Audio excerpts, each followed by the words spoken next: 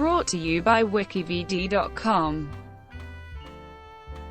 Psycho, 1960 film.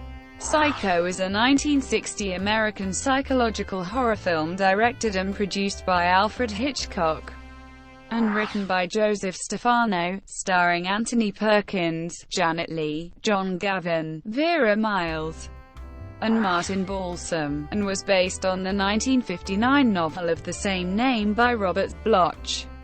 The film centers on the encounter between a secretary, Marion Crane, who ends up at a secluded motel after stealing money from her employer, and the motel's disturbed owner-manager, Norman Bates, and its aftermath. When originally made, Psycho was seen as a departure from Hitchcock's previous film North by Northwest, having been filmed on a low budget, with a television crew and in black and white. The film initially received mixed reviews, but outstanding box office returns prompted reconsideration, which led to overwhelming critical acclaim and 4 Academy Award nominations, including Best Supporting Actress for Leigh and Best Director for Hitchcock. Psycho is now considered one of Hitchcock's best films and praised as a major work of cinematic art by international film critics and scholars. Often ranked among the greatest films of all time, it set a new level of acceptability for violence, deviant behavior and sexuality in American films, and is widely considered to be the earliest example of the slasher film genre. After Hitchcock's death in 1980, Universal Studios began producing follow-ups, 3 sequels, a remake, a television film spin-off, and a prequel TV series. In 1992, the U.S. Library of Congress deemed the film culturally, historically, or aesthetically significant, and selected it for preservation in the National Film Registry. Plot: during a lunchtime tryst in Phoenix, Arizona, a real estate secretary named Marion Crane discusses with her boyfriend, Sam Loomis, how they cannot afford to get married because of Sam's debts. After lunch, Marion returns to work, where a client drops off a $40,000 cash payment on a property. Her boss asks her to deposit the money in the bank, and she asks if she can take the rest of the afternoon off. Returning home, she begins to pack for an unplanned trip, deciding to steal the money and give it to Sam in Fairvale, California. She is seen by her boss on her way out of town, which makes her nervous. During the trip, she pulls over on the side of the road and falls asleep, only to be awakened by a state patrol officer. He is suspicious about her nervous behavior, but allows her to drive on. Shaken by the encounter, Marion stops at an automobile dealership and trades in her Ford Mainline, with its Arizona license plates, for a Ford Custom 300 that has California tags. Her transaction is all for naught. The highway patrolman sees her at the car dealership and witnesses her purchase of the newer car. Driving on, Marion encounters a sudden rainstorm and decides to stop for the night at the Bates Motel. The proprietor, Norman Bates, invites her to a light dinner after she checks in. She accepts, but then hears an argument between Norman and his mother about bringing a woman into her house. They eat in the motel parlor, where he tells her about his hobby of taxidermy and his life with his mother, who is mentally ill, and forbids him to have a life outside of her. Returning to her room, Marion decides to go back to Phoenix to return the stolen money. She prepares to take a shower, unaware that Norman is spying on her.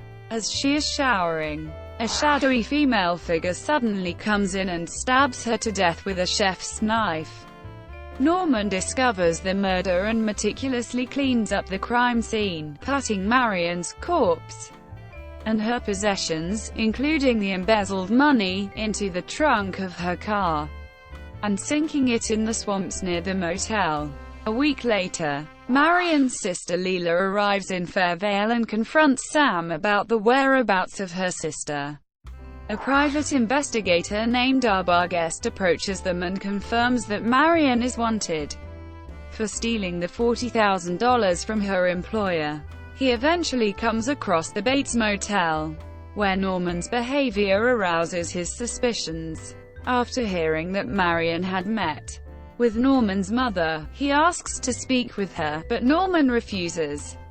Arbogast calls Leila and Sam, informing them of what he has discovered and saying he intends to speak with Norman's mother. He goes to the Bates home in search of her. As he reaches the top of the stairs, Mrs. Bates suddenly appears from the bedroom and murders him. When Leila and Sam do not hear from Arbogast, they go to the local sheriff, who informs them that Mrs. Bates has been dead for 10 years. She had killed herself and her lover. Concerned, Leila and Sam make their way to the motel. Norman takes his unwilling mother from her room, telling her he needs to hide her for a while in the fruit cellar. At the motel, Leila and Sam meet Norman. Sam distracts him by striking up a conversation while Leila sneaks up to the house. When Norman eventually realizes what they want, he knocks Sam out and rushes to the house. Leila sees Norman approaching and attempts to hide by going down steps that lead to a cellar. There she finds Mrs. Bates sitting in a chair. Leila turns her around and discovers that she is in fact a mummified corpse. Leila screams as a figure comes running into the cellar. Norman, holding a chef's knife and wearing his mother's clothes and a wig. Before Norman can attack Leila, Sam, having regained consciousness, subdues him. At the local courthouse, a psychiatrist explains that Norman had murdered Mrs. Bates and her lover 10 years prior out of jealousy.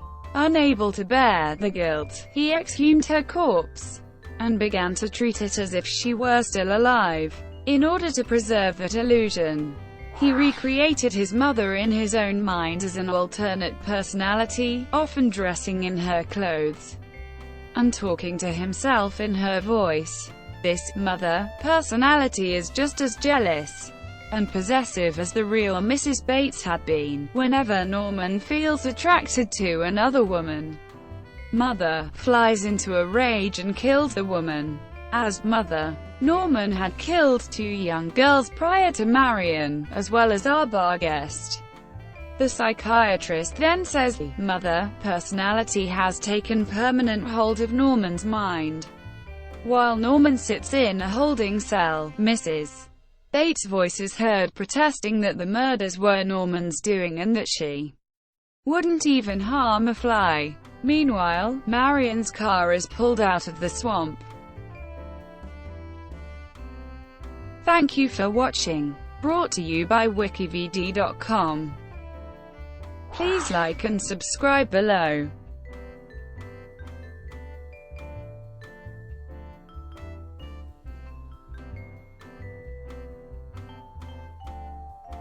Please like and subscribe below.